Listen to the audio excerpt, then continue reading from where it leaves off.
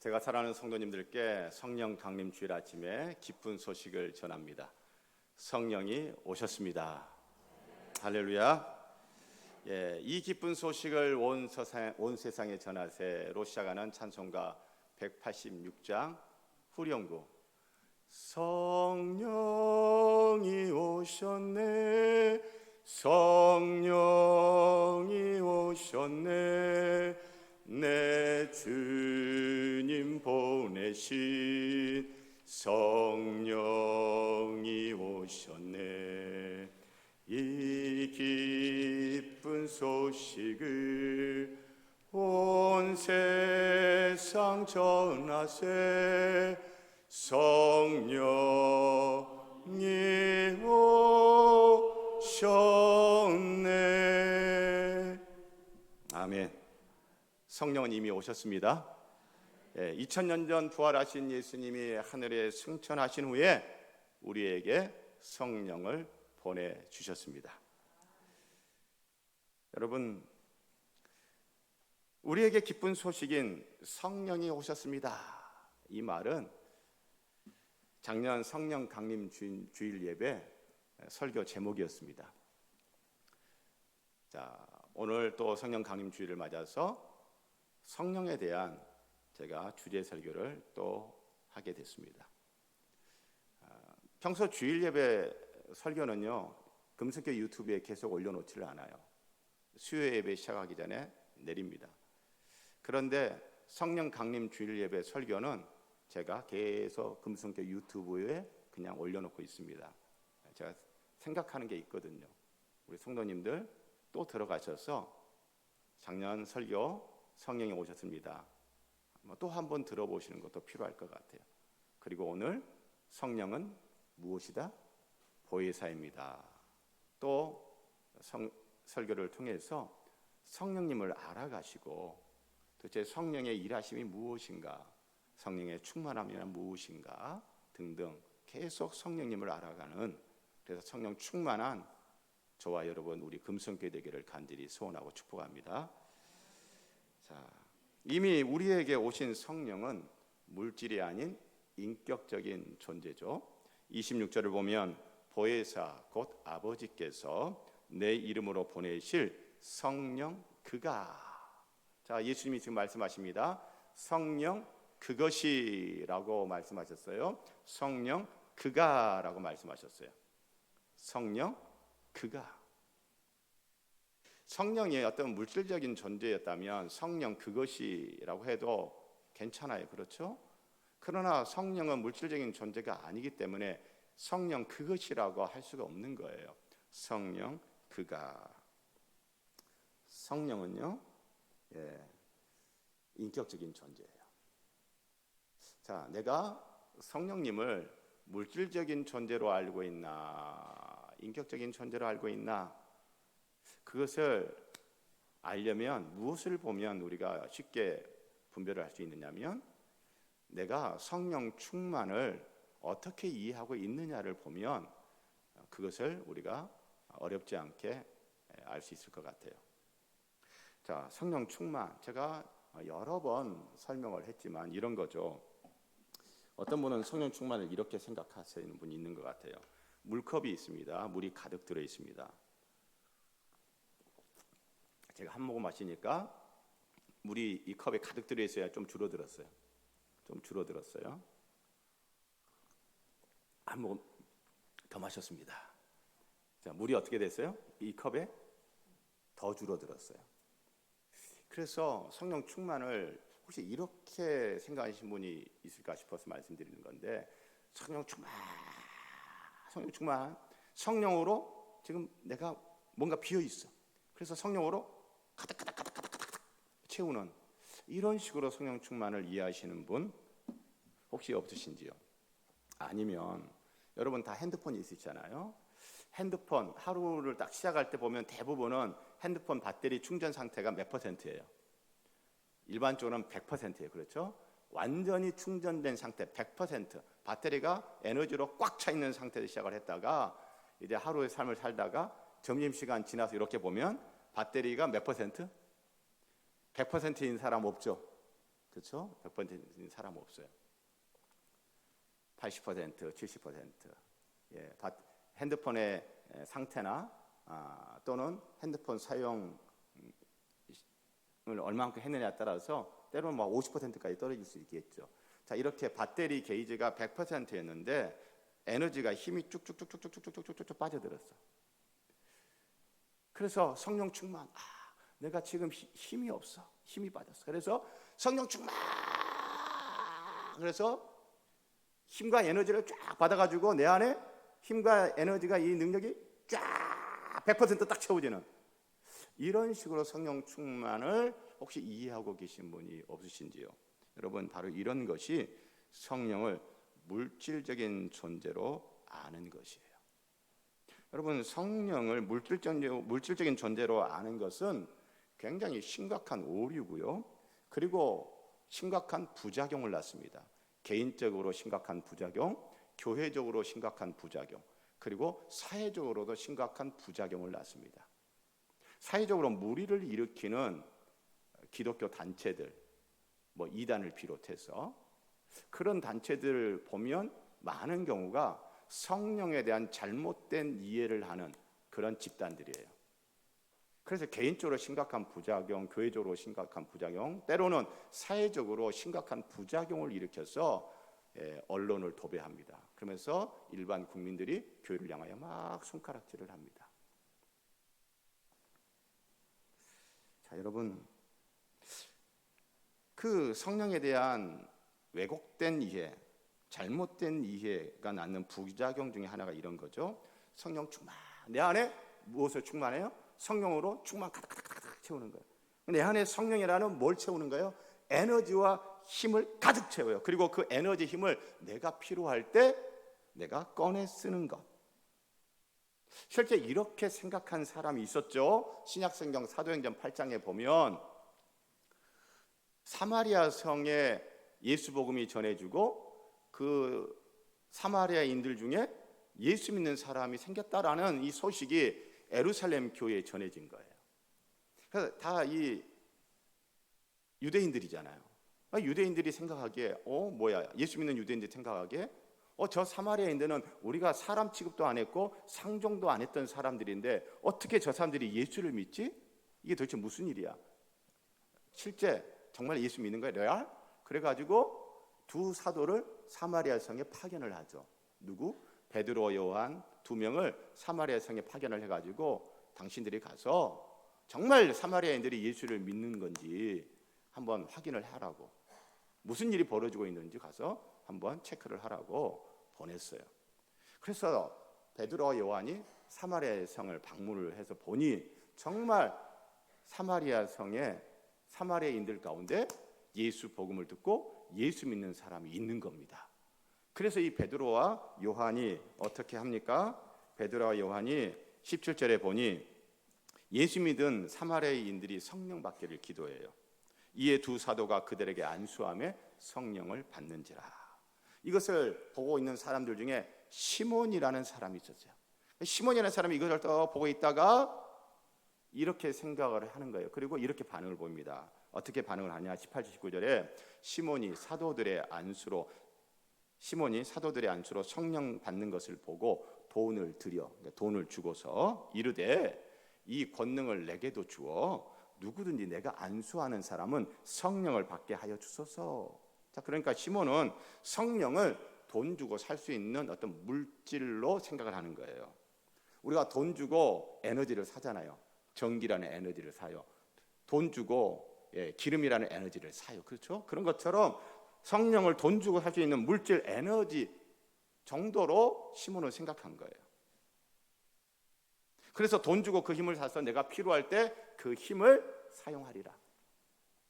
여러분, 오늘날 교회에도 이런 시몬처럼 종교 장사하는 영적 장사꾼들이 있습니다.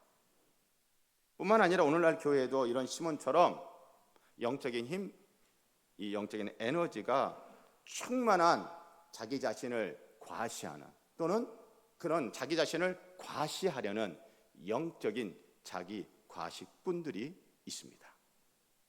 이런 시몬에게 베드로가 이제 이렇게 말을 합니다. 20절에 베드로가 이르되 내가 하나님의 선물을 돈 주고 살 줄로 생각하였으니 내 은과 내가 함께 망하리라. 흥하리라 망하리라?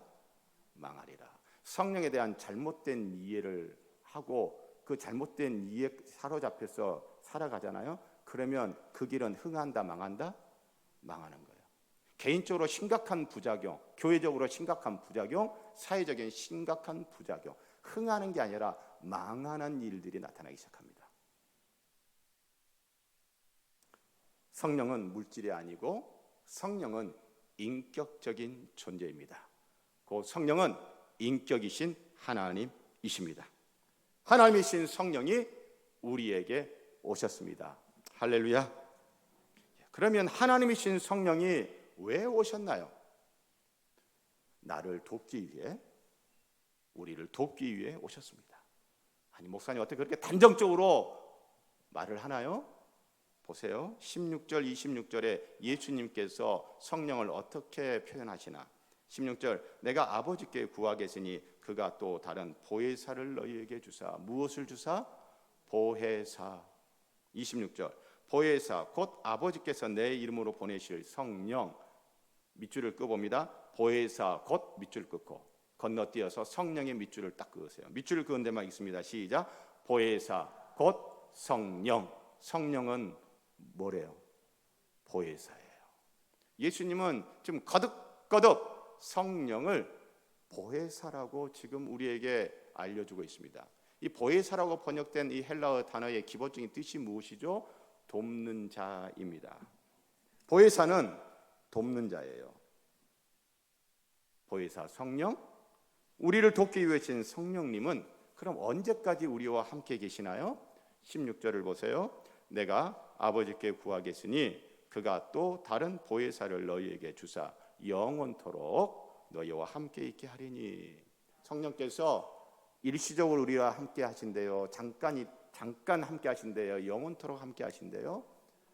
영원토록 함께. 보혜사 성령, 우리를 도우시는 성령은 단회적으로 우리와 함께 하시는 것이 아니고 잠깐 우리랑 함께 하시는 것이 아니고 영원토록 함께 하신대요.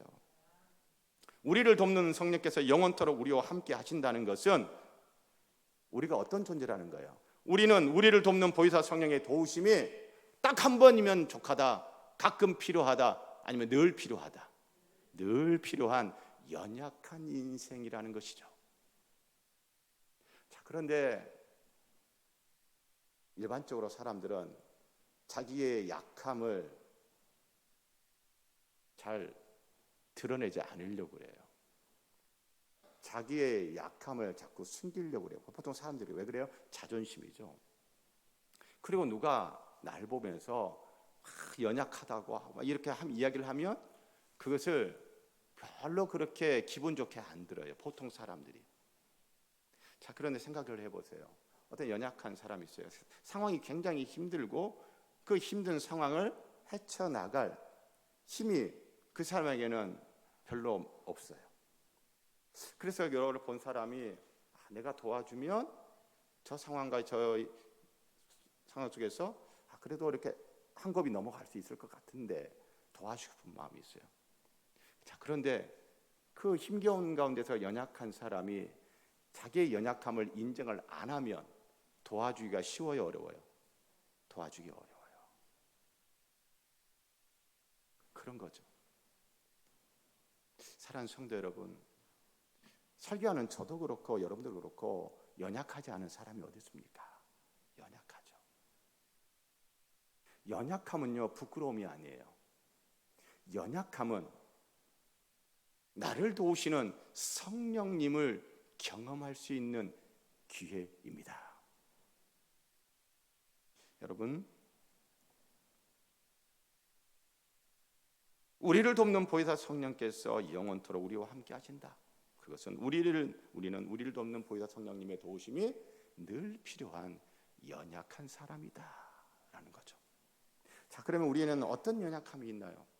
참 많이 있을 텐데 성경에서 이런 연약함을 하나 소개해 줍니다. 무엇입니까? 로마서 8장 26절에 보니 이와 같이 성령도 우리의 연약함을 도우시나니. 우리의 무엇을 도우신다? 연약함을 도우신대. 누가? 성령이 이와 같이 성령도 우리의 연약함을 도우시나니, 도대체 어떤 연약함을 도우신다는 거죠? 그 뒤에 나와요. 우리는 마땅히 기도할 바를 알지 못하나. 기도할 바를 안대요, 기도할 바를 모른대요. 기도할 바를 알지 못하는 연약함. 성도님들 가운데 가끔 이런 분들이 있습니다. 저에게 전화를 한다든지 아니면 저를 만나서 목사님, 제가 요즘 여차 합니다. 이야기가 참 힘들어.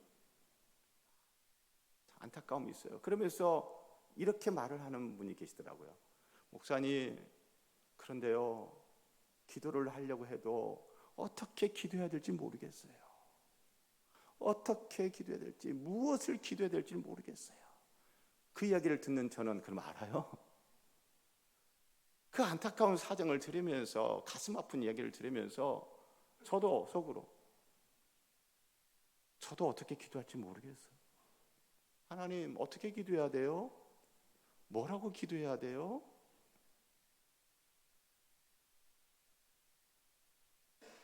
여러분, 우리가 무엇을 기도해야 될지 모르는 그런 연약함이 있지 않습니까? 그리고 우리 각자의 기도 생활 한번 보십시오. 개인 기도. 제가 우리 교회 성도님들 가운데 육신의 연약함을 가지고 계신 환우들을 아주 작정해서 기도할 때가 있어요.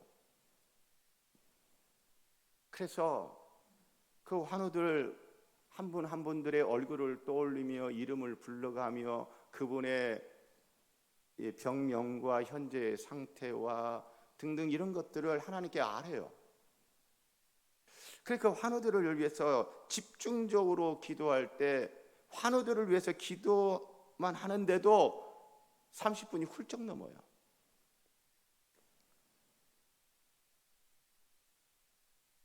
자, 여러분, 개인 기도 5분 이상 하기가 힘들다. 여러분, 우리 기도하는데 그 연약한 우리의 기도의 모습 아니에요? 우리가 기도할 게 5분, 그거 말고는 기도할 게 없을까요? 그렇지가 않죠. 그런데 왜 그래요? 우리의 기도가 그렇게 연약해요. 우리가 성령 충만하지 않다는 거죠. 그럼 목사는 항상 성령 충만해가지고 기도를 쫙 하느냐? 아니요. 저도 기도가 짧을 때가 있어요. 저도 기도가 막힐 때가 있어요. 왜 그래요? 제 연약함 때문이죠. 제가 그때는 성령 충만하지 않은 거예요. 뭐 기도를 오래 길게 한다고 해서 그것이 항상 성령 충만이다라고 하는 말은 아니에요. 그러나 연약한 인생, 쉽지 않은 인생을 살아가는 우리들이 기도할 내용이 과연 5분밖에 안 될까? 그건 아닌 것 같더라고요. 그래서 기도 생활하는 것을 보면 내가 연약하구나. 성령님이 도와주셔야 되는구나. 그것을 제가 알겠더라고요. 사랑하는 성도 여러분, 보혜사 성령님의 도우심을 받아 우리 정말 어떻게 기도할 바를 모를 때도 기도의 제목들을 잡고 기도의 줄을 잡고 그리고 정말 성령의 도우심을 받아 하나님과의 대화를 하는데 하나님과 정말 깊이 있는 그리고 풍성한 대화의 교제를 누리는, 그래서 기도하고 응답받고 기도하고 하나님 나라의 풍성한 삶을 누리게 되어지는 성도님과 저 우리 금성교회 되기를 주의 이름으로 부탁하고 축복합니다.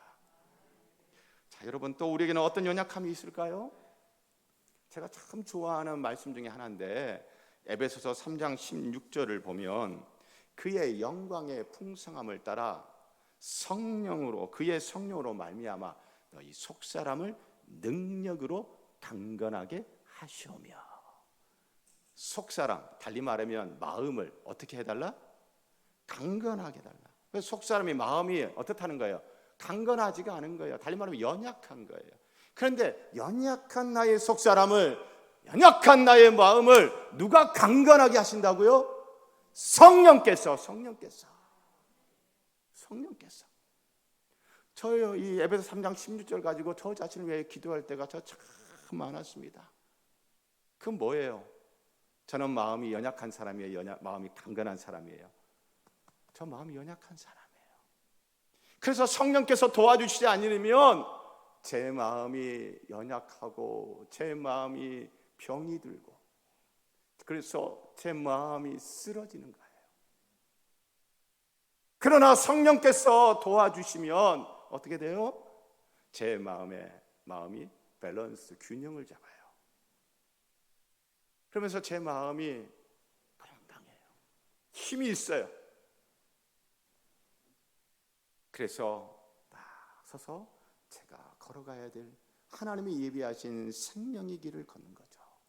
그리고 풍성한 한나라의 생명의 삶을 또 살게 되어져요. 마음이 연약하다. 그러면 나타나는 증상 중에 하나가 뭐냐면 자존감이 낮아요. 자존감이 낮은 사람의 특징이 몇 가지가 있는데요. 스스로 행복하지가 않아. 남들이 보면 참 행복할 조건들을 가지고 있는데도 뭐예요? 본인은 행복하지가 않아. 또 겉모습에 지나치게 관심을 가져요. 외모 관리, 또 명품에 집착을 합니다. 다 뜯어 고쳐요. 명품으로 휘둘러 감아요. 여러분, 우리가 언론을 통해서 그런 사람들 봐요, 안 봐요? 다 뜯어 고치고 명품으로 휘둘러 감는 그런 사람 있죠? 뭐 우리 주위에도 혹시 있을 수도 있어요. 그거 왜 그러는 거예요? 자존감이 낮아요. 그래서 겉에 치장하고 겉으로 보이는 것에 아주 집중을 하는 거예요. 또 자존감이 낮은 사람은 시기 질투가 심해요. 나보다 옆에 있는 저 사람이 누군가의 사랑을 더 많이 받는 것 같아. 그러면 시기 질투심이 발동돼가지고 저 사람이 싫어, 미워. 저 사람은 미운 게 아니라 저 사람을 더 사랑해 주는 것 같은, 더 인정해 주는 것 같은 저 사람도 싫어. 그러니까 다 싫어. 자존감이 낮은 사람은요, 시기 질투심에 사로잡혀요. 그리고 자존감이 낮은 사람은요, 자기 방어적이에요. 항상 딱 방어를 해요. 그리고 남 탓을 막 해요. 자기 잘못은 하나도 없어. 다 다른 사람 잘못이에요. 그리고 자기 방어 딱 하고 항상 지적질만 해요. 지적질만. 체크 딱딱 해가면서 지적질만 해요. 자존감이 낮은 사람. 자기 방어적이면서 남 탓하고. 사랑하는 성도 여러분, 마음이 연약하면 자존감이 낮아지는 이런 증상들이 있어요. 그리고 또 어떤 증상들이 있어요? 마음의 면역력이 뚝 떨어져요. 여러분, 우리 신체의 면역력도 어떻습니까? 우리 몸의 신체 면역력이 떨어지면 감기도 잘 걸려요. 그렇죠? 그리고 대상포진도 쉽게 걸려요. 대상포진 걸리면, 대상포진이 심하면 여러분 일상생활이 가능합니까? 일상생활하기 힘들어요. 그런 것처럼 우리의 마음의 면역력이 뚝 떨어지면요, 마음이 병이 들어요. 그 중에 하나가 이 현대사회에 많아지고 있는 뭐죠? 우울증이라는 거예요. 우리 교회 성도들 가운데 이 우울증으로 힘겨워하는 성도님들 제가 이야기도 듣기도 하고 지켜보기도 하고 하는데 마음이 정말 아파요. 마음이 정말 아파요. 얼마나 힘들까. 잘 견뎌야 될 텐데. 그리고 저 마음이 다시 일어나서 동굴 속에 있는 것이 아니라 빛 가운데 걸어가는 인생 돼야 될 텐데 하나님 어떡합니까? 하나님 도와주세요. 안타까움이 있어요. 가슴 아픔이 있어요. 국민건강보험공단에서 발간하는 월간 잡지 건강보험이라는 잡지가 있는데 2020년 1월호에 이런 아티클이 실렸어요. 이 아티클은 일산병원 정신건강의학과의 자문을 받아서 작성한 아티클인데 제목이 이렇습니다.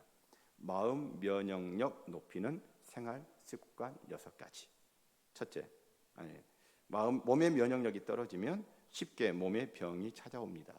마음도 마찬가지입니다. 마음의 면역력이 떨어지면 작은 상처에도 금방 우울해지죠.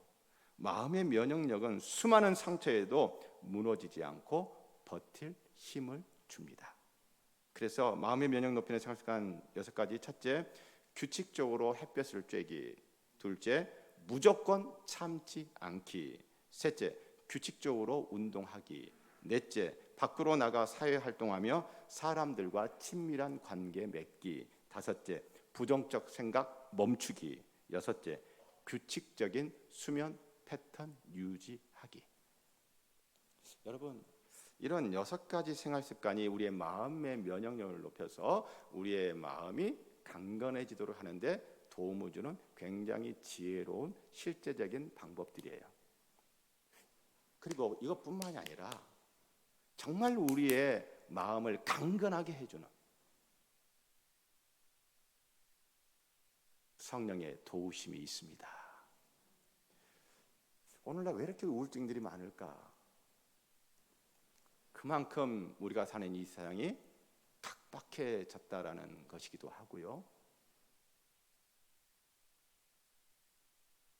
자, 여러분, 어찌됐든 이런 마음의 아픔과 상처들, 그래서 수많은 스크래치가 마음에 나 있고 상처가 나 있고, 그래서 사람들 만나기가 두렵고 자꾸 동굴 속으로 들어가고 싶고, 그러다가 더 심해지면 아주 극단적인 안 좋은 생각을 막 하게 되어지고, 이렇게 아주 연약해져 있는 속사람 마음도 성령께서 도와주시면 그 마음이, 몸이 건강해지듯이 그 마음이 건강해질 수 있습니다.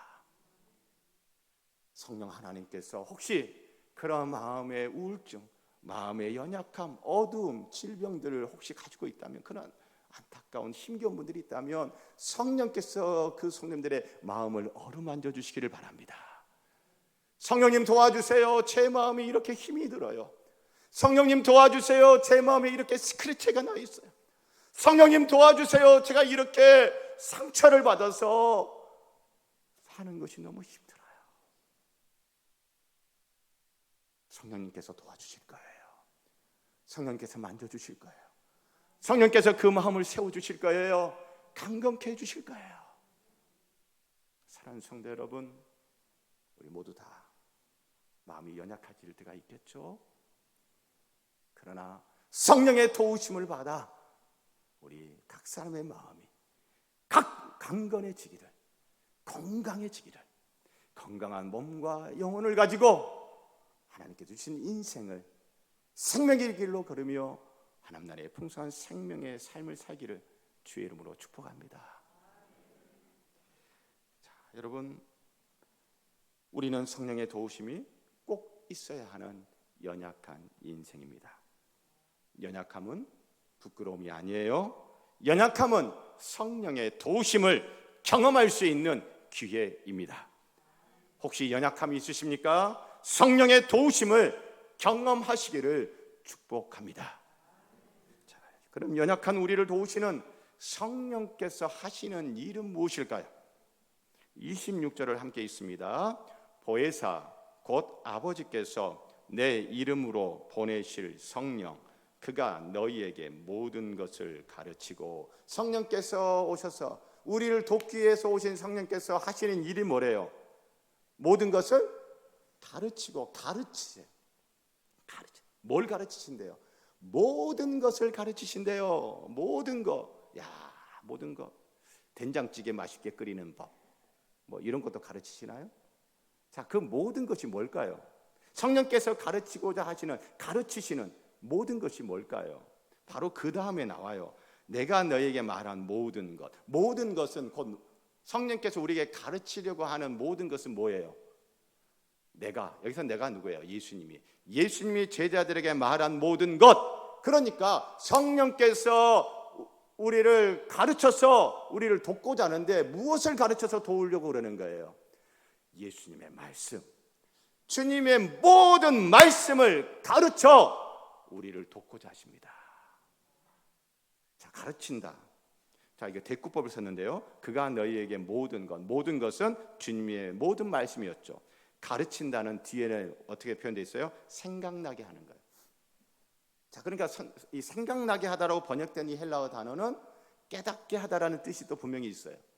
자, 그러니까 우리를 돕기 위해 오신 보혜사 성령께서는 연약한 우리를 어떻게 도우세요? 주님의 모든 말씀을 가르쳐 깨닫게 하심으로 우리를 강건하게 하시고자 합니다. 자, 여러분, 그래서 성령의 일하심, 성령의 충만함, 이런 거 이야기할 때 주님의 말씀 빼놓고 성령만 이야기한다? 이거 굉장히 위험한 거예요. 성경은 절대 그러지 않습니다.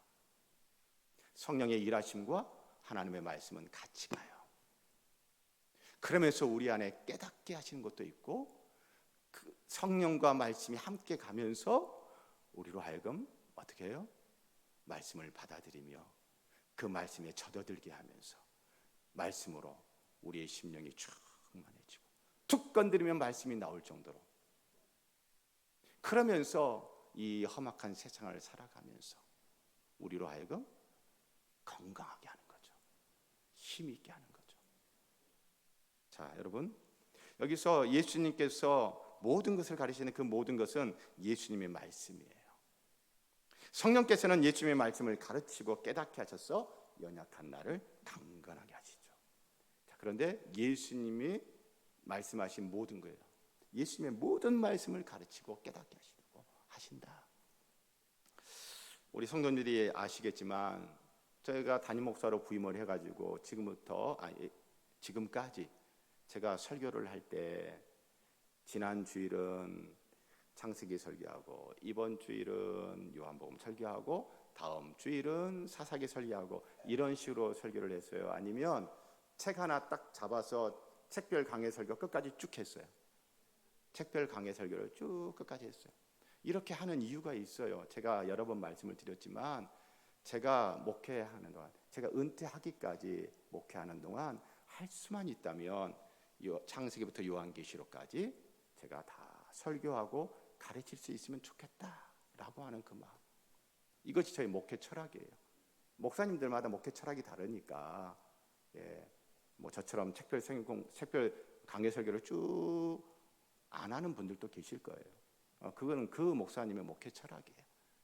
그러나 금성교회 담임 목사인 저의 목회 철학은 주님의 모든 말씀을, 하나님의 모든 말씀을 다 설교하고 가르치고 싶은 거예요. 성령께서 그렇게 해서 우리를 도우시고자 하니까. 그래서 지금까지 쭉 해오고 있습니다. 요한일서부터 시작해서 지금 해오고 있죠. 자, 그러면 예수님이 하신 모든 말씀, 그 모든 말씀이 어떤 걸까요? 너무 많죠. 복음서 보면 엄청나게 많아요. 그러니까 다 그걸 살펴볼 수는 없고, 예수님이 선포하신 첫 번째 말씀과 예수님이 선포하신 마지막 말씀, 처음과 끝을 한번 보도록 해봐요. 예수님이 선포하신 첫 번째 말씀, 마태복음만 가지고 보면 마태복음 4장 17절에 이때부터 예수께서 비로소 전파하여 이르시되 회개하라 천국이 가까이 왔느니라. 여러분, 예수님이 사역하시던 이때의 이스라엘의 상태는 어떤 상태예요? 자주 독립국가의 로마의 식민지예요. 로마의 식민지예요. 정치적으로 경제적으로 너무 힘들어요. 일반 백성들의 삶은 피폐해져 있어요. 민생이 파탄나 있어요. 그래서 가나안 땅, 이스라엘 땅을 떠나 디아스포라 되어서 저 여기저기 가서 사는 유대인들이 굉장히 많았어요. 우리가 일본 식민 통치하에 있을 때 먹고 살기 힘들어서 민생이 파탄돼 있으니까 먹고 사는 문제 해결하기 위하여 저 만두 땅으로 이주해 간 우리 조상들 많이 있었잖아요. 그렇죠? 여러분, 그렇게 백성들이 먹고 살기 힘들고 사는 것이 너무 어려운 그때에 백성들은 예수님의 말씀, 어떤 말씀을 해줬으면 했을까요? 저 같아도 예수님이 좀 위로해 주는 말씀을 하면 좋겠다. 왜요? 사는 게 너무 힘드니까. 너무 힘들고 어렵게 사니까. 예수님이 좀 격려해 주시는 말씀이면 좋겠다. 예수님이 좀 축복의 말씀을 해주면 좋겠다. 저 같아도 그런 마음 가졌을 것 같아. 왜? 너무 사는 게 힘드니까. 그런데 그런 백성들에게 예수님이 던진 참 말씀은 뭐예요? 회개하라. 회개하라. 예수님 너무 하시는 거 아닌가? 근데 이게 팩트예요. 그리고 마지막 말씀, 마태복음 28장 18절로 20절. 예수께서 나와 말씀하여 이르시되 하늘과 땅의 모든 권세를 내게 주셨으니, 이게 무슨 말이에요? 예수님이 온 세상의 왕이시다. 내가 왕이다. 예수님이 왕인데 자기가 왕노릇 하려고 하는 사람들이 보면은 교회 안에도 있고 일반 세상에도 있어요. 큰일 납니다. 큰일 나. 누가 왕이에요? 예수님이 왕이에요. 그 왕이신 예수님이 그 다음, 그러므로 너희는 가서 모든 민족을 제자로 삼아라. 이거는 왕의 명령이에요.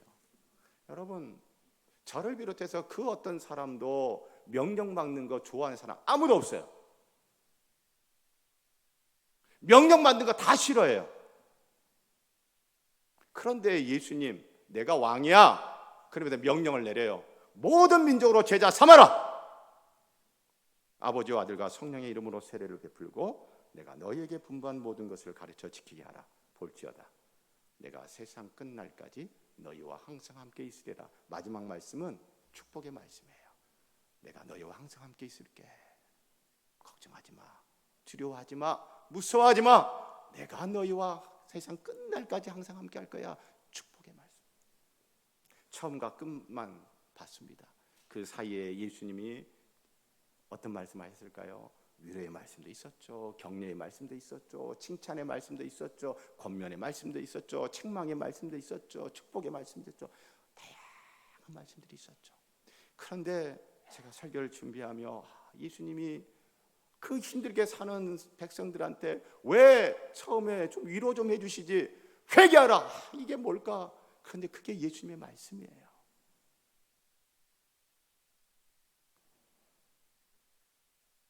성도들 보면 난 주님 말씀 싫어요, 저는 하나님 말씀 싫어요 하는 이런 성도들 있을까요, 없을까요? 거의 없어요. 나는 하나님의 말씀을 거부합니다 라고 하는 성도들 거의 없어요. 그런데 제가 아는 지인이 페이스북에서 본 글을 퍼왔다고 저한테 이렇게 보내줘서 있는데,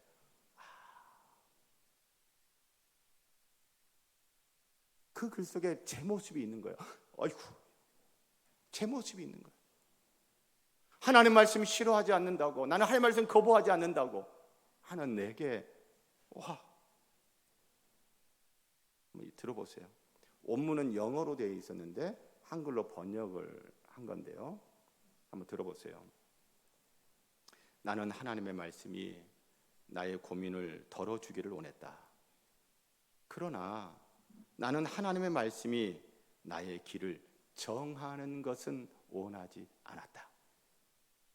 나는 나를 위로해 줄 주님의 말씀을 원했다. 그러나 나는 하나님의 말씀을 따르는 것은 원하지 않았다. 나는 하나님의 말씀을 사용하길 원했다. 그러나 나는 하나님의 말씀을 따르는 것은 원하지 않았다. 제가 앞에 제대로 읽었나 모르겠네요. 나는 나를 위로해 줄 주님의 말씀을 원했다. 그러나 나는 나를 다스릴 주님의 말씀을 원하지 않았다. 나는 하나님의 말씀을 나의 현재의 딜레마에 빛을 비춰줄 등으로 환영했다. 그러나 나는 나의 삶의 여정을 지도할 나침반으로는 환영하지 않았다.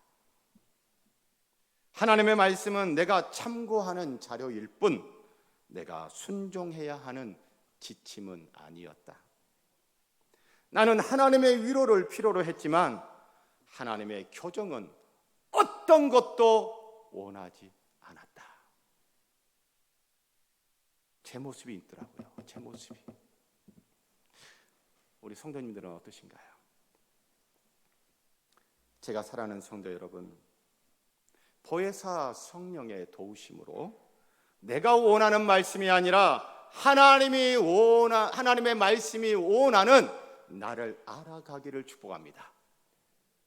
내가 원하는 말씀이 아니라 하나님의 말씀이 원하는 내가 되어져 가기를 축복합니다.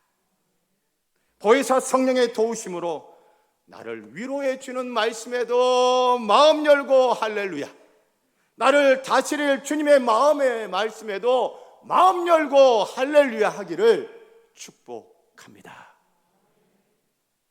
하나님 아버지, 난 연약합니다. 연약한 나를 돕기 위해 주님이 보혜사 성령님 보내주셨습니다. 성령이여 도와주옵소서. 예수님의 이름으로 기도합니다. 아멘.